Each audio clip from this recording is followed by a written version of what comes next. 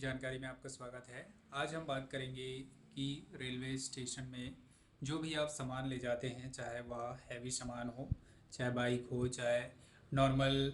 Rice से संबंधित हो, खाद्य पदार्थ से संबंधित हो, किसी भी प्रकार का जो सामान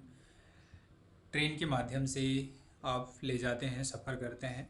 तो उसका उचित मात्रा में उसका टिकट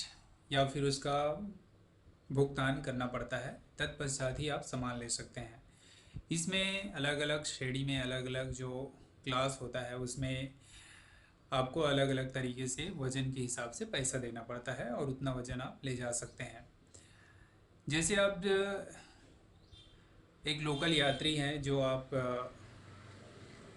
सामान वाले डिब्बे में ना रखकर आप स्वयं अपने साथ रखना चाहते हैं, तो उनके लिए सामान की वज़न की जो है एक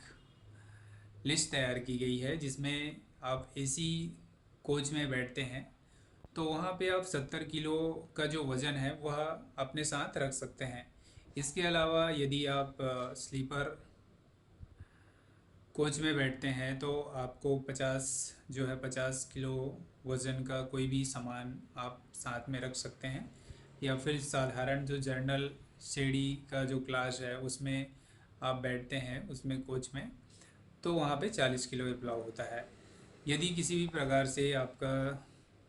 छोटे बच्चे आपके साथ जा रहे हैं तो उनका आधा वज़न के हिसाब से उनका टिकट लिया जाता है। इसके अलावा आपका जो सामान यदि साथ में है और अचानक चोरी हो जाता है तो उसका आप ऑफिसर के पास जाकर उसका एफआईआर एप्लीकेशन लेकर उसको एफआईआर को अच्छे से भर कर उसे फिर से वापस कर सकते हैं। इससे आपका जो सामान है यदि किसी भी प्रकार से चोरी होता है या फिर उसे गलत जगह पे डाल देते हैं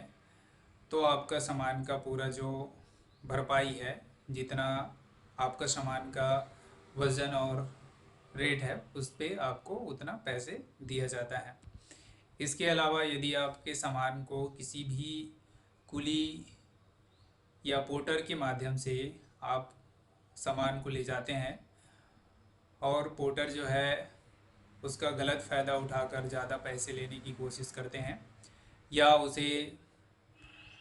किसी भी प्रकार का सामान को चोरी करने या बदलने की कोशिश करते हैं, तो उनके जो बैच नंबर होते हैं उनको आपको याद करके रखनी है। उस बैच नंबर के हिसाब से